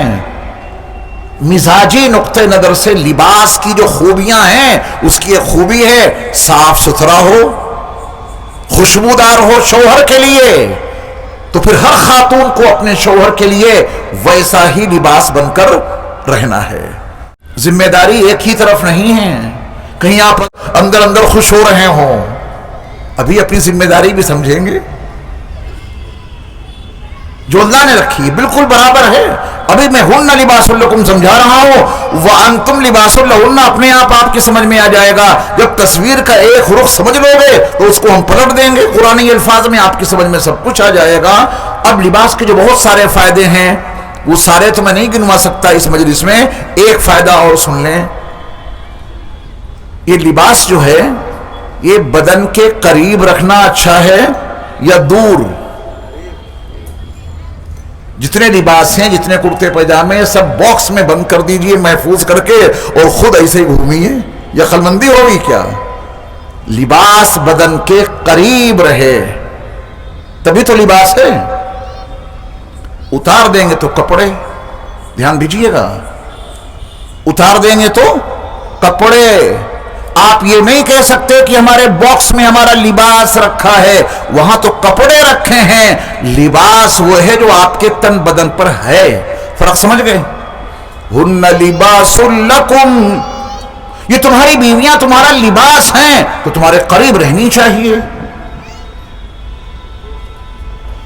اب ہر بات کو سمجھدار لوگ ہی سمجھ پائیں گے نا. بے وقوف لوگ تو بے وقوفی کے انداز میں سب کچھ سوچتے ہیں.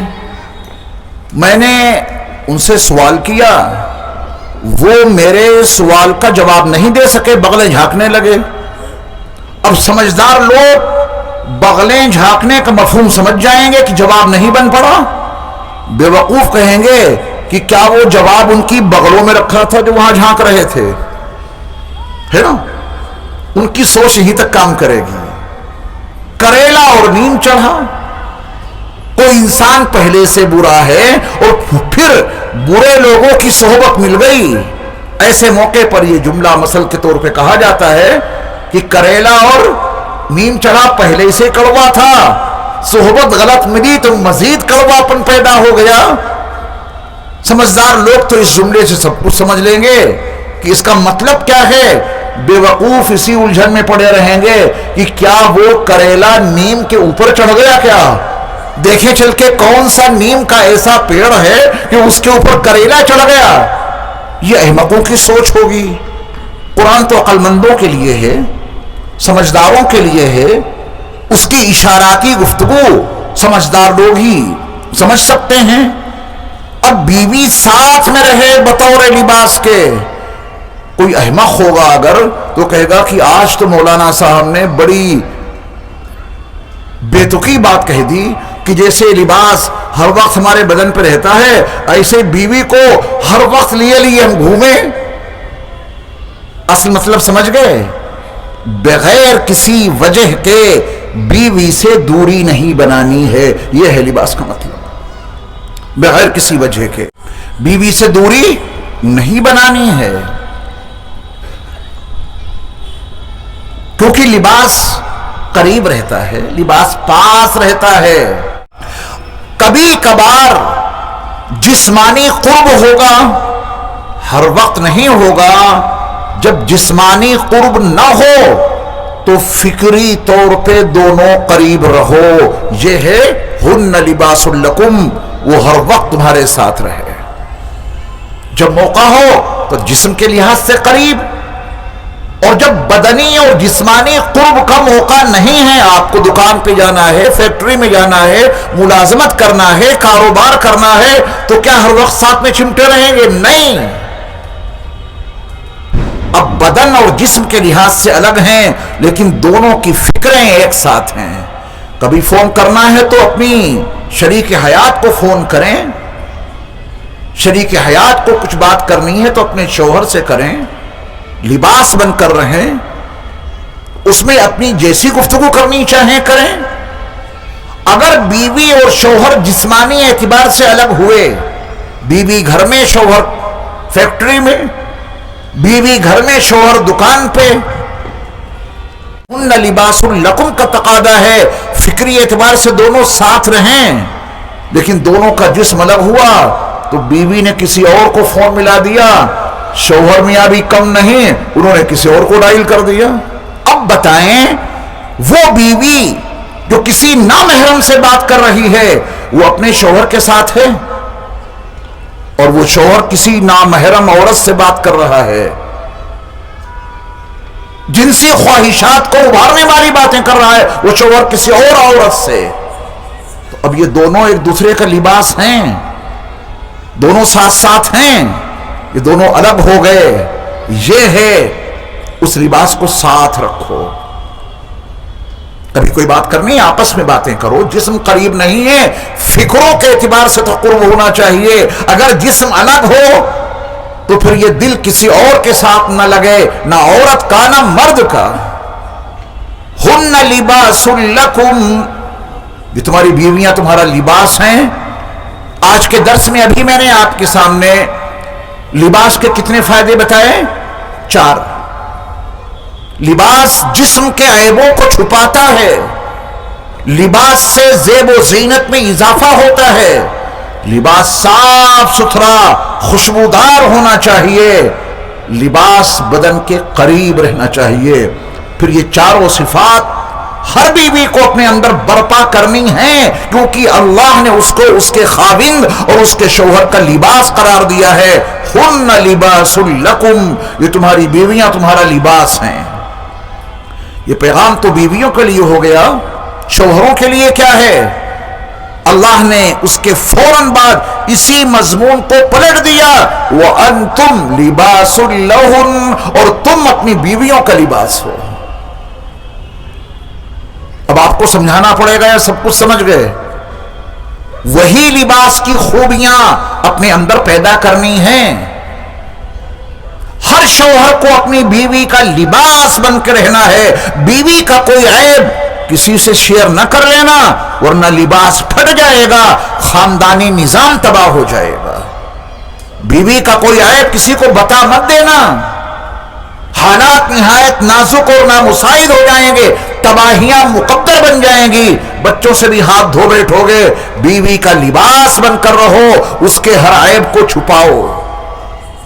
جو اپنی بیوی کے ساتھ اپنے ازدواجی تعلقات کی راز و نیاز کی باتیں اپنے دوستوں سے شیئر کرتا ہے، انہیں ہنسانے کے لیے، انہیں خوش کرنے کے لیے، وہ بالکل پرائیویٹ باتیں جو میاں بیوی کے درمیان میں ہوتی ہیں وہ اپنے دوستوں کے ساتھ میں شیئر کرتا ہے۔ آپ بتائیں یہ لباس ہے یا پھٹ گیا؟ پھٹ گیا۔ کیا حشر ہوگا اس شوہر کا کل قیامت کے دن میدان محشر میں؟ تمام انسانوں کے سامنے اس حال میں اس کو لایا جائے گا کہ اس کے چہرے پر نہ کھال ہوگی نہ گوشت ہوگا۔ یہ بھیانک شکل اس کی کیوں بنائی جائے گی؟ اس حال میں اس کو میدان محشر میں لوگوں کے سامنے کیوں لایا جائے گا؟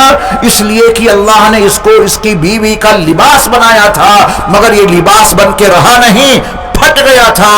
اپنی بیوی کے راز و نیاز، ازدواجی تعلقات کی خفیہ اور راز کی باتیں دوسروں سے یہ شیئر کیا کرتا تھا، لباس بن کے رہنا ہے شوہروں کو بھی اپنی بیویوں کا. شوہر میاں کا خاوند کا کردار اتنا بلند ہو کہ شوہر کے بلند کردار اور اس کے حسن اخلاق کے نتیجے میں اس کی بیوی کی عزت میں چار چاند لگ جائیں، کیونکہ لباس کا ایک کام یہ بھی تو ہے کہ اس سے زیب و زینت میں اضافہ ہوتا ہے. شوہر پانچوں وقت کا نمازی، اللہ کے ذکر میں مصروف رہنے والا نوجوان، اہل اللہ علماء کی صحبت میں بیٹھ کر استفادہ کرنے والا اس کا شوہر، غریبوں، یتیموں، مسکینوں، بے سہارا بیواؤں کی مدد کرنے والا اس کا شوہر، ساری خوبیاں اس کے اندر موجود ہیں. شوہر کے اس عظیم کردار سے اس کی بیوی کے مقام و مرتبہ میں اضافہ ہوگا کہ نہیں؟ لوگوں کی زبانوں پہ یہ جملہ آئے گا، بڑا اچھا ہے اس کا شوہر، بڑا نیک، بڑا دیندار ہے اس کا شوہر. شوہر کے اس حسین کردار کے نتیجے میں بیوی کی زیب و زینت میں اضافہ ہوگا.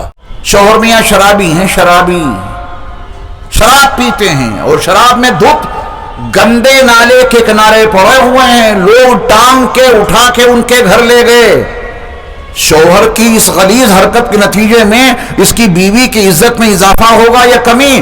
دنیا کہے گی یہ فلاں کا شوہر ہے. لباس عیب بھی چھپیں، بیوی کی زیب و زینت میں اضافہ بھی ہو. لباس کا تیسرا فائدہ، صاف ستھرا ہو، خوشبودار ہو. کارخانے سے آئے کام کر کے ویسے ہی سڑا گلا بدن، کپڑے بدبودار، ایسے بیوی کے پاس جا کے لیٹ گئے، اسے نفرت ہو گئی. کون ذمہ دار ہے اس کا؟ جب لباس صاف ستھرا ہر انسان کو پسند ہے اور شوہر اپنی بیوی کا لباس ہے تو پھر صاف ستھرا ہو کے اس کے پاس جانا چاہیے، وہ قریب رہنا چاہیے. لباس بدن سے قریب رہتا ہے. ضروری نہیں کہ جسمانی اور بدنی اعتبار سے ہر وقت ساتھ رہیں، ورنہ نظام زندگی کیسے چلے گا؟ جب تک بدنی اعتبار سے اور جسمانی اعتبار سے ساتھ رہنے کا موقع ہے تب تک بدنی اور جسمانی اعتبار سے ساتھ رہیں، اور جب الگ ہوں تو فکری طور پہ ایک ساتھ رہیں. محبتیں برقرار رہیں گی اور ازدواجی زندگی کی گاڑی روشنی میں سکون کے ساتھ اپنی منزل تک پہنچ جائے گی. رسول اللہ صلی اللہ علیہ وسلم نے سب سے بہتر انسان کسے قرار دیا ہے؟ میں چاہتا ہوں کہ میں سب سے بہتر بنوں. آپ کی بھی خواہش ہے کہ سب سے بہتر بنے. کون ہے بہتر؟ دیکھیے، میں آپ کے سامنے بیٹھ کر کے بڑی اچھی گفتگو کر رہا ہوں، شاید آپ کہیں کہ آپ بہت اچھے ہیں، آپ بھی بڑے شریف بن کر میرے سامنے موجود ہیں، تو میں بھی سوچ سکتا ہوں کہ آپ بڑے اچھے ہیں. یہ حسن ظن تک تو ٹھیک ہے، آپ میرے بارے میں حسن ظن رکھیں کہ بڑے اچھے مولانا صاحب ہیں. میں آپ کے بارے میں حسن ظن رکھوں کہ آپ سب بہت اچھے لوگ ہیں، لیکن جو اللہ دلوں کے راز کو جانتے ہیں، بس وہ یا ان کے رسول جسے بہتر بتا دیں وہ بہتر ہے، اللہ اس کے رسول جس کو اچھا بتا دیں وہ اچھا ہے. میرے کہنے سے میں اچھا نہیں ہو سکتا.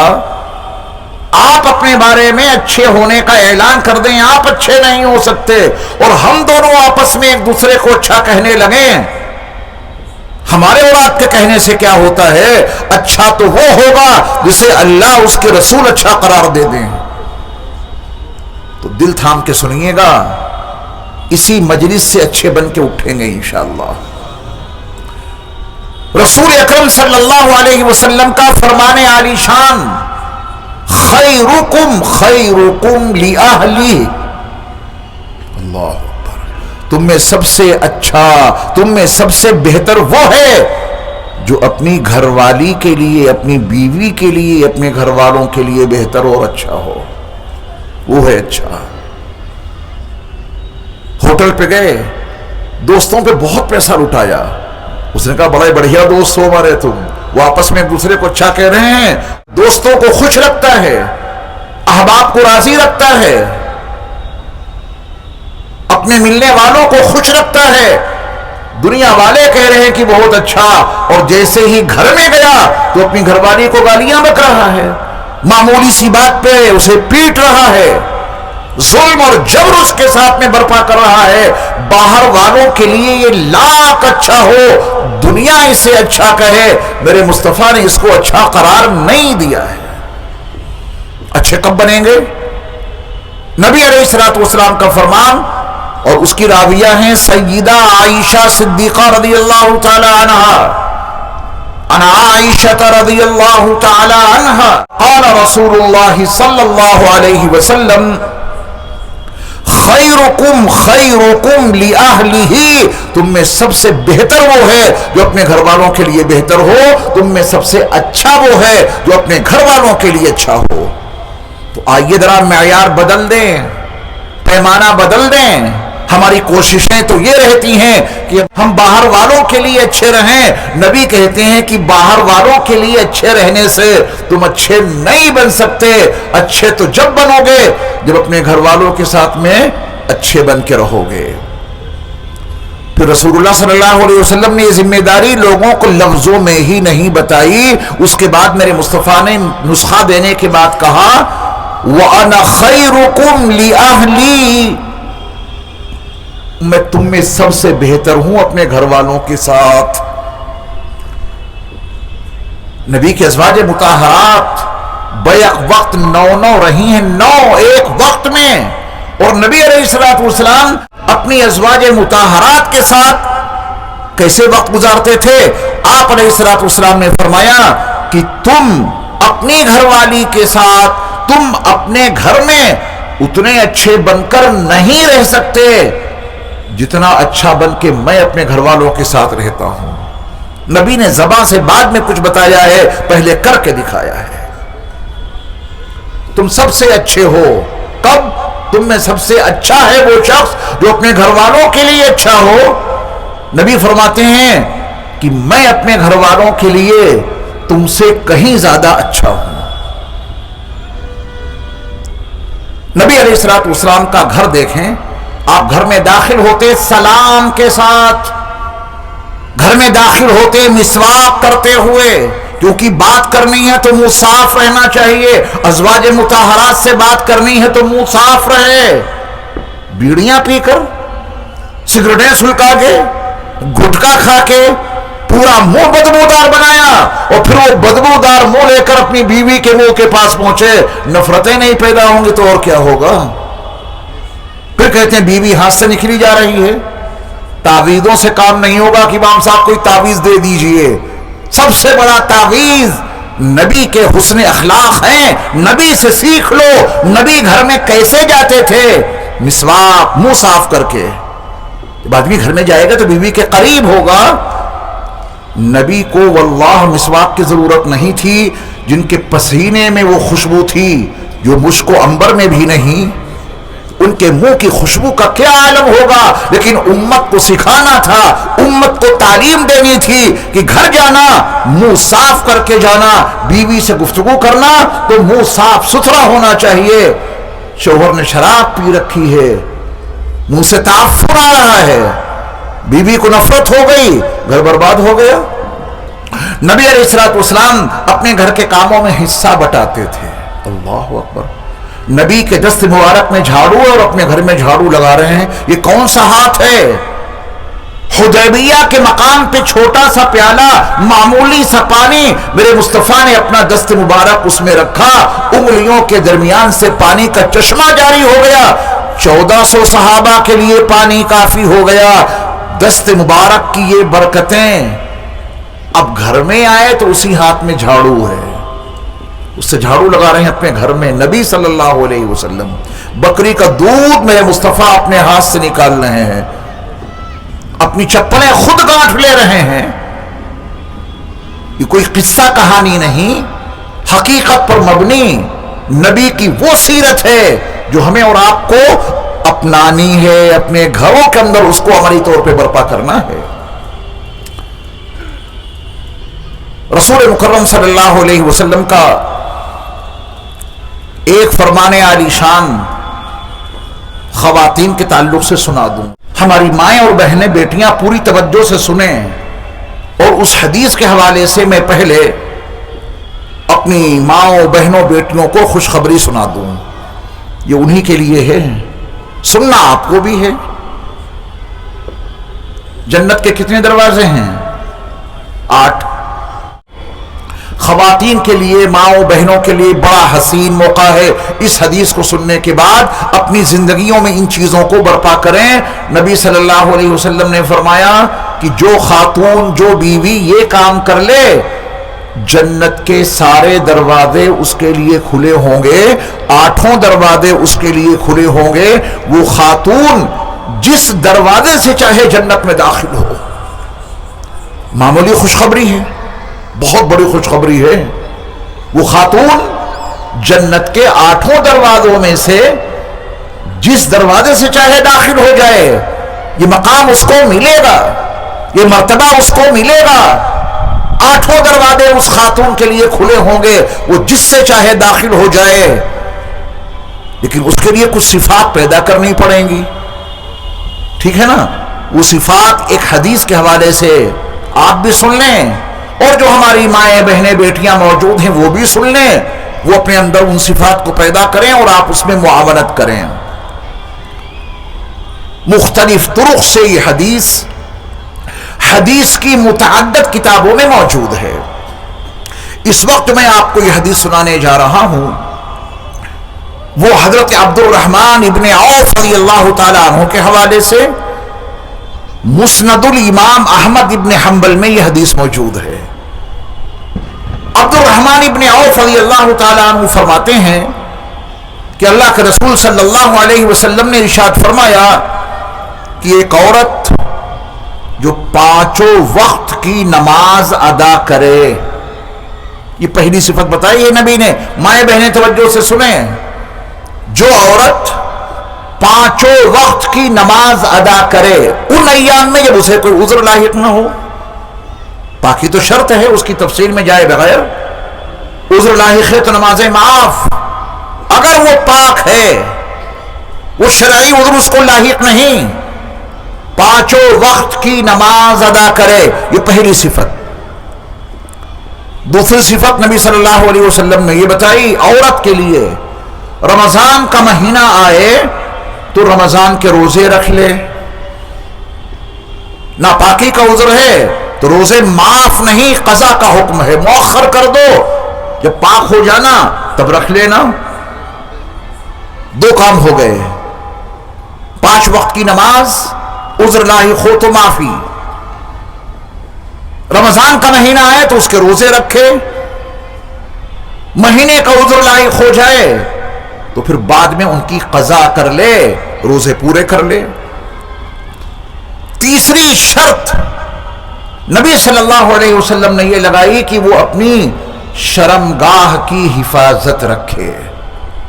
5 وقت کی نماز، رمضان کے روزے، عزت، عصمت، اپنی شرمگاہ کی حفاظت رکھے۔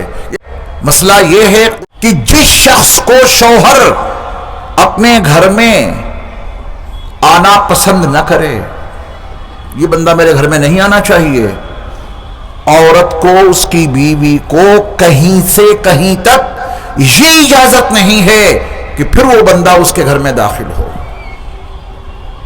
شوہر جس کو ناپسند کرے وہ شخص گھر میں داخل نہیں ہو سکتا۔ اس کے پیچھے جو نفسیاتی اور طبعیاتی چیزیں ہیں، ہر آدمی سمجھتا ہے کتنے بھیانک حادثات پیش آتے ہیں، وہ تحفظ نہیں رہتا، قسمت کا، عزت کا تحفظ باقی نہیں رہتا۔ بڑی مصلحتیں ہیں اس جملے کے پیچھے کہ شوہر جس کو ناپسند کرے وہ بندہ اس کے گھر میں داخل نہیں ہونا چاہیے۔ اس کی بیوی کو قطعاً اجازت نہیں یہ کہہ کر کہ میری مرضی ہے، جو چاہے آئے، جس کو میں چاہوں گی وہ ضرور آئے گا۔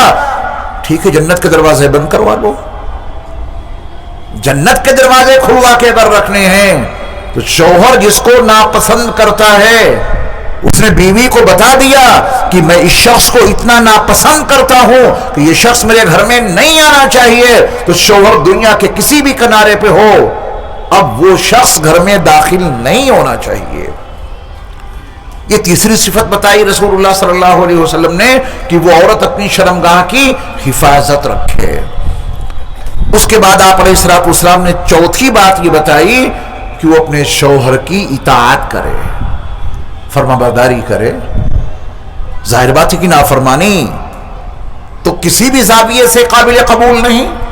پہلی صفت 5 وقت کی نماز پڑھے، دوسری صفت رمضان کے روزے رکھے، تیسری صفت اپنی شرمگاہ کی، اپنی عزت اور عصمت کی حفاظت کرے، چوتھی صفت اپنے شوہر کی فرما برداری کرے، اپنے شوہر کی اطاعت کرے۔ کتنی صفات ہو گئیں؟ 4۔ میرے مصطفیٰ علیہ السلام نے فرمایا کہ جس بیوی نے، جس خاتون نے اپنے اندر یہ 4 صفات پیدا کر لیں، وہ جنت کے جس دروازے سے چاہے داخل ہو جائے، جنت کے سارے دروازے اس کے لیے کھلے ہوں گے، جس دروازے سے چاہے داخل ہو جائے۔ جو بیوی کے حقوق شوہروں کے ذمے ہیں، بس ایک حق سنائے دیتا ہوں، ایک حق عرض کیے دیتا ہوں، مالی حق، اس کے بعد دعا۔ بیوی کا شوہر کے ذمے جو مالی حق ہے، اس میں بہت اہم حق اور مقدم حق مہر کا ہے۔ کس کا ہے؟ مہر کا۔ یہ دینا پڑے گا۔ مہر مقرر اسی لیے ہوتا ہے کہ شوہر اپنی بیوی کو مہر کی وہ رقم دے۔ حدیث پاک میں تو صراحت یہاں تک موجود ہے کہ اگر کسی نے نکاح اس ارادے سے کیا کہ مہر دوں گا ہی نہیں، کوئی کتنے کہے، کوئی کتنے لکھوائے، میں مہر نہیں دوں گا، اس نیت سے اس نے نکاح کیا، بیوی کو ساتھ میں رکھا پوری زندگی، اور جب مہر دینے کی نیت تھی نہیں تو اس نے مہر دیا بھی نہیں، اسی حال میں مر گیا۔ حدیث پاک میں سخت وعید ہے میرے ایمان والے بھائیوں، توجہ سے سننا۔ نبی صلی اللہ علیہ وسلم نے فرمایا کہ ایسا شخص کل قیامت کے دن زناکاروں کی صف میں کھڑا کیا جائے گا۔ جہاں زناکاروں کی لائن لگی ہوگی، جنہوں نے دنیا میں بدکاریاں، حرام کاریاں کی ہیں، زناکاریاں کی ہیں، ان زناکاروں کی جو صف ہوگی، اس میں اس شخص کو کھڑا کر دیا جائے گا جس نے اپنی بیوی کا مہر ادا نہیں کیا، ادا کرنے کی نیت تک نہیں تھی اس کی۔ یہ بیوی کا مہر ہے۔ معاف کرانے کا تصور نکال دو ذہن سے۔ جو بیوی آئی تھی پہلی مرتبہ ہی اس نے معاف کر دیا، ایسے ہی معاف کر دیا، اس کے پیچھے کوئی دباؤ نہیں، اس کے پیچھے کوئی پریشر نہیں، اس کے پیچھے ملانیوں کی تلقینیں نہیں ہیں، تلقینیں کرتی ہیں، باقاعدہ سمجھا کے بیچتی ہیں۔ پہلے اپنا مہر معاف کرا لینا، اس کے بعد بدن کو ہاتھ لگانا۔ مسئلہ سنو پوری توجہ سے۔ جب شادی ہوتی ہے، جب نکاح ہوتا ہے، تو طرح طرح کے بل لوگ اس کی تیاری کرتے ہیں۔ کھانے کا بل، روٹی کا بل، بریانی کا بل، پان والے کا بل، ٹینٹ والے کا بل، ڈیکوریشن کرنے والے کا بل، نہ جانے کتنے بلوں کی تیاری آپ پہلے کر لیتے ہیں، تبھی تو تاریخ مقرر کرتے ہیں۔ تمام بلوں کی ادائیگی کا انتظام پہلے۔ یہ دنیا کے بل ہم نے اور آپ نے اپنے سر لے رکھے ہیں۔ ایک شریعت کا بھی بل ہے۔ ایک بل کس کا ہے؟ شریعت کا، اس کا نام مہر۔ سارے بلوں کی ادائیگی کا انتظام کر لیا، شریعت والے بل کی ادائیگی کا انتظام کیوں نہیں کیا؟ کیونکہ شریعت کی اہمیت نہیں۔ اگر ٹینٹ والے کو یہ معلوم ہو جائے کہ جن صاحب کے لیے میں ٹینٹ لگاؤں گا، ان کا مزاج یہ ہے کہ جب میں ان سے کہوں گا کہ اب بل کی پیمنٹ کیجئے تو یہ بل معاف کرائیں گے، اور یہ کہیں گے کہ بھائی ہمارا بل معاف کر دو، تو ٹینٹ والا پہلے ہی بھاگ جائے گا، آپ کے ہاتھ نہیں آئے گا۔ میں کیوں لگاؤں ٹینٹ؟ جب بل کے پیسے لینے جاؤں گا تو یہ معاف کرائیں گے۔ بریانی پکانے والا مل جائے گا، اگر اسے یہ معلوم ہو جائے کہ بریانی کی دیگیں تیار کرنے کے بعد ان کے سارے مہمان جب اسے کھا لیں گے اور میں بل لے کے پہنچوں گا تو یہ مجھ سے کہیں گے بڑا غریب ہوں میں، کہاں سے آپ کا بل ادا کروں، میرا بل معاف کر دیجئے۔ بریانی پکانے والا بھی آپ کے ہاتھ نہیں آئے گا۔ ہر آدمی کام کیوں کرتا ہے؟ وقت پہ بل کی ادائیگی ہوگی اور آپ اس کی تیاری بھی کرتے ہیں کہ جس کا جو بل ہوگا وہ ہر بل ادا کریں گے، تو پھر شریعت کے بل کی ادائیگی کا انتظام پہلے سے کیوں نہیں؟ نکاح پڑھاتے وقت میں قاضی صاحب کو پریشان کرتے ہیں. اگر قاضی صاحب نے، امام صاحب نے صرف اتنا پوچھ لیا کہ مہر کتنا ہے اور ادائیگی کیسے ہوگی، سب ان کے اوپر چڑھ بیٹھتے ہیں. مولانا صاحب آپ کو اس سے کیا لینا دینا؟ کوئی لینے دینے کے لیے مہر مقرر ہوتا ہے کیا؟ آپ تو بس جو چاہو لکھ دو، تفصیل مت معلوم کرو. یہ پاگل پن کی انتہا ہے، یہ جانوروں والی زندگی ہے. ان فی ذلک لآیات لقوم یتفکرون. ازدواجی زندگی کو برپا کرنے کے لیے اسلام نے جو مہر رکھا ہے اس میں کبھی سستی نہ کرنا، یہ اس کا حق ہے. پہلی فرصت میں ملنا چاہیے نقد، یہ معجل عین والا ہونا چاہیے، مؤجل حمزے والا نہیں جس کے معنی ادھار کے آتے ہیں. کیوں ادھار کر رہے ہیں؟ کسی اور کا بل بھی ادھار رکھا؟ اس شریعت والا بل ادھار، اور اس کے بھیانک نتائج ہمارے اور آپ کے سامنے آتے ہیں. نکاح کے وقت میں جو مہر متعین ہو، نکاح سے پہلے ہی طرفین کو معاملہ طے کر لینا چاہیے کہ مہر یہ رہے گا. نکاح کی مجلس میں وہ پیسے لے کر جاؤ. قاضی صاحب نکاح پڑھائیں ایجاب و قبول، وہی نقد مہر لڑکی کے وکیل، لڑکی کے والد جو بھی وہاں ذمہ دار ہیں، تمام گواہوں کی موجودگی میں اس مہر کی رقم کو ان کے حوالے کر دیا جائے. یہ نقد مہر ہے، بیٹی کو دے دینا. یہ ہے نکاح. ادھار تو پھر ادھار ہی ہو جاتا ہے. میں تو نکاح پڑھانے سے پہلے ترغیب دیتا ہوں. میں نے کئی نکاح ایسے پڑھائے، کئی لاکھ روپے مہر باندھا. میں نے پوچھا تفصیل، کہنے لگے ادھار. ہم نے کہا ادھار نہیں پڑھاؤں گا میں، ہر بل کو ادا کرو گے. مجھ سے نکاح پڑھواؤ تو وہ رقم لے کر کے آنا. لائے پھر 1 لاکھ روپیہ. میں نے نکاح پڑھایا، مہر معجل عین والا نقد. اسی مجلس میں نے وہ مہر کی رقم لڑکی کے والد کے ہاتھ میں پہنچائی. یہ دے دینا بیٹی کو، یہ اس کا حق ہے، پہلی فرصت میں ملنا چاہیے. کتنی خوشی ہوگی اس کو، اس خاتون کو کتنی خوشی ہوگی. کتنے اچھے گھر کے لوگ ہیں، اچھے گھر میں آئی ہوں، میرا حق پہلی فرصت میں مجھے دے دیا گیا. پھر یہی مزاج پوری زندگی برقرار رہے گا، سکون کی زندگی گزرے گی. اس بیچاری کا پہلا حق ہی مار بیٹھے. پہلی فرصت میں جو اسے حق ملنا چاہیے تھا، جو اللہ اس کے رسول نے مقرر کیا ہے، اور جس سورت کو پڑھنے کی میں نے تلقین کی، اس کے پہلے صفحے پر پہلے رکوع میں یہ قانون لکھا ہے، وَآتُوا النِّسَاءَ صَدُقَاتِهِنَّ نِحْلًا. بیویوں کو ان کا مہر خوشی کے ساتھ دے دینا. توجہ دیجیے آپ، یہ قانون لکھا ہے عورتوں والی صورت میں. وَآتُوا النِّسَاءَ، دے دو عورتوں کو صدقاتہن، ان کے مہر کی رقم. ناراض ہو کے، غصہ کر کے نہیں، نحلا، خوشی بخوشی دو. ایسے خوشی سے وہ رقم دو کہ تمہاری بیوی کا دل باغ باغ ہو جائے. بڑے اچھے بھلے لوگ ہیں، میرا حق مجھے پہلی فرصت میں دے دیا. تو یہ چند باتیں تھیں جو آپ کے سامنے میاں بیوی کے حقوق کے عنوان سے پیش کی جا سکیں. بس اللہ اسی پہ ہمیں اور آپ کو عمل کی توفیق بخشے.